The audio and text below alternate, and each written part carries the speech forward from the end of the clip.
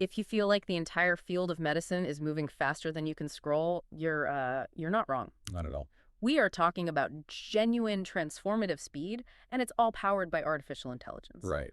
You know, the scale of this was just perfectly captured by the Microsoft CEO, Satya Nadella. He said, "We'll know the system is truly working when a pharma company uses AI to bring a new therapy to market in 1 year." 1 year instead of 12. Instead of the traditional 12. That shift from a decade plus down to a single calendar year, I mean, that tells you everything you need to know about the velocity here. That quote really does highlight the sheer power AI brings, not just to discovery, but to pure efficiency. For our deep dive today, we're actually taking the latest edition of the MedAI Capsule newsletter and turning it into an audio briefing. So people can catch up on the move. Exactly. The goal is to give you a shortcut, to dive deeper into the newest research, the big policy shifts, and startup innovation in health tech. And the central tension in all of this, whether you're a clinician or a researcher, it all comes down to trust. We're handling these incredibly powerful technological black boxes, but we absolutely cannot just blindly accept their answers, not when a patient's life is on the line. Exactly. Yeah. So our mission really starts by tackling that fundamental problem. How do we move an AI system from being this sort of mysterious oracle that just spits out an answer Right. to a reliable, trusted, and crucially transparent clinical partner? And that question lands us directly on the most critical concept for all of this, explainable AI, or XAI. Okay, let's unpack this. XAI is essentially the translator. It's the investigator. It shows us exactly how an AI model got to its answer. It stops it from being that opaque black box. Exactly, the one that clinicians are, understandably hesitant to rely on. And that explainability is really the non-negotiable step before we see wide adoption in medicine. So why is it so critical? Well, a few reasons. First, clinical judgment has to remain paramount. XAI lets a clinician use their own expertise to quickly audit the AI's output. To see if it even makes sense for this specific patient. Right. Does the data it's pointing to actually line up? Second, it's fast becoming a legal and regulatory requirement. Regulators need to know the failure modes. And there's a third thing, which I think gets overlooked in all the tech talk, and that's just clear communication with the patient. Oh, absolutely. You can't just tell a patient you're recommending a serious procedure because, well, the algorithm said so. Precisely.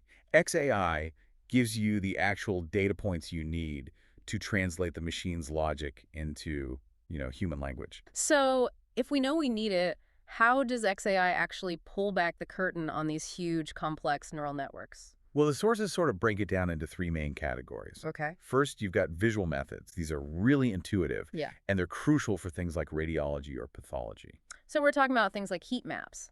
Exactly. Heat maps, attention maps.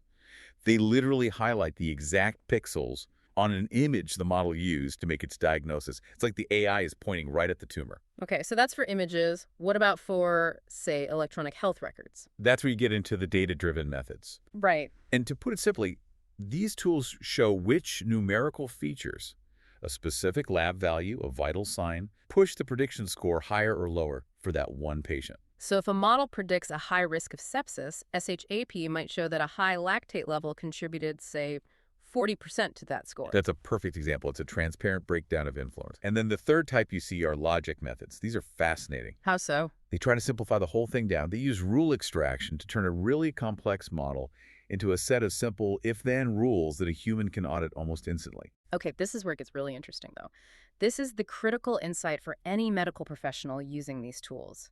You've emphasized that XAI provides clues about the model, not definitive biological truth. Yes, this is the core limitation. What's the danger of missing that distinction? The danger is misinterpretation. These tools describe what the model noticed, not the underlying pathophysiology. So, for example, a tool might highlight a patient's room number as a huge predictor of infection. The room number. The room number. Now, that doesn't mean the room itself is the cause. It probably just means patients in that room are clustered there because they're the most critically ill. Or they're all under one specific complex service. Precisely. The feature is just a powerful stand-in for a confounding factor, or it's an artifact of the training data. So a clinician might see that and waste time investigating the room's ventilation system. Right. When really the AI just revealed something about their hospital's patient writing system. Yeah. You have to treat these explanations as clues about the model's internal logic, never as definitive medical truth about the patient. That still requires human interpretation.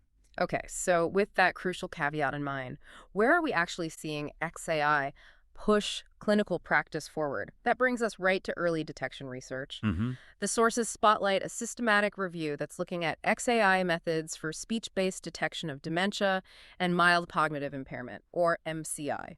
This is a perfect example of XAI being used to justify some really powerful performance. The review looked at 13 studies, and the metrics are strong.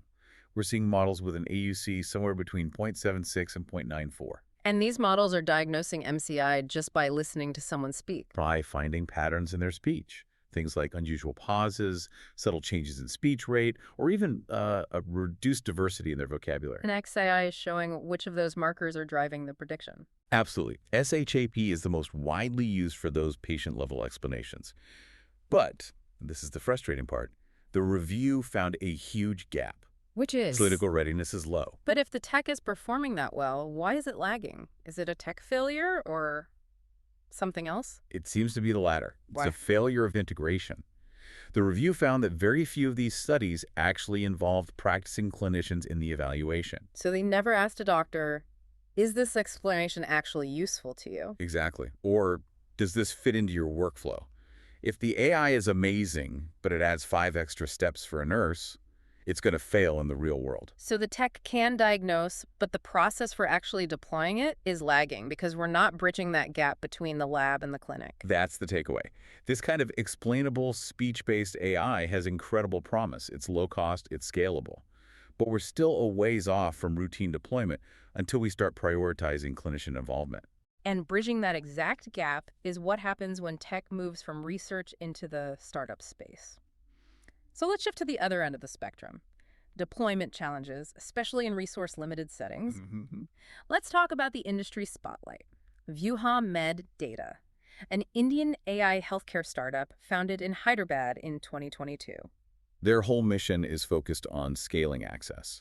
They specialize in AI-powered digital pathology for early cancer screening, specifically cervical cancer. And their product, AI, it automates the slide review process. It automates that initial, high-volume, low-complexity review, which is often the biggest bottleneck in huge public health screening programs. And they're targeting these resource-limited environments with what they call AI in a box. What does that actually look like? It means they provide an integrated solution, hardware and software, that can handle the whole digital pathology workflow, often without needing massive IT infrastructure or even continuous internet. So it makes it much more affordable and accessible. Way more. It proves that AI isn't just a tool for big Western hospitals. It can be a vital infrastructure for global public health where you just don't have enough human specialists. And beyond these really specialized diagnostics, we're also seeing AI just improve basic clinical efficiency and patient experience. Oh, definitely. In terms of safety, for example, AI models are now being used to predict healthcare-associated infections, HAIs. And they're good at it. Often comparable or even superior to traditional manual methods. It frees up a ton of specialized staff time.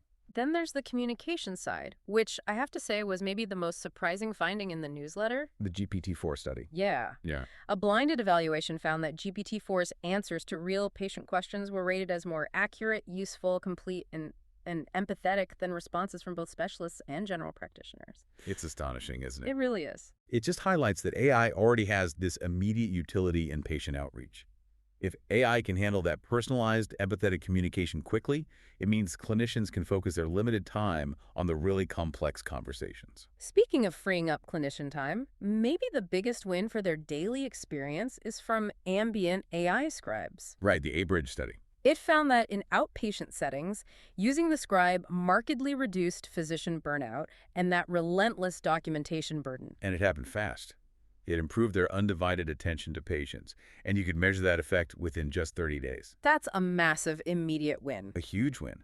And we also saw AI being used for training. An AI chatbot gave real-time feedback to mental health professionals to help them with their communication skills. Okay, so this rapid integration means the policy and legal world has to catch up, and fast. We have to talk regulation and training. The need for formal training is now a major institutional mandate. The new AMA policy is mandating standardized AI education across med school and continuing medical education. And this isn't just about how to use the tools. No, it's about safeguarding the workforce against threats, like deepfakes being used for fraudulent medical documents or just to spread misinformation. The institutions are pivoting now. And on a legal side, we're seeing big shifts too. India's new Data Protection Act, the DPDP Act, is going to fundamentally change how healthcare data is handled. Everything, from patient consent and storage to how you can even use data for AI research and daily hospital operations. It's a total reshaping of the legal landscape for health tech. What's fascinating is how these big policy changes are forcing entire specialties to kind of look in the mirror. Yes, the newsletter highlighted a really provocative thought experiment suggesting specialties like anesthesiology have to radically reinvent themselves. The idea being they can't just hope to retire before the change hits. Exactly.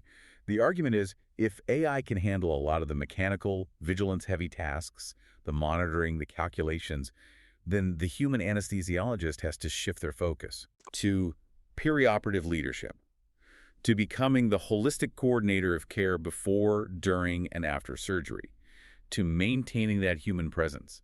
It's a challenge to every profession that assumes its current task list is permanent. That's the reality check, isn't it?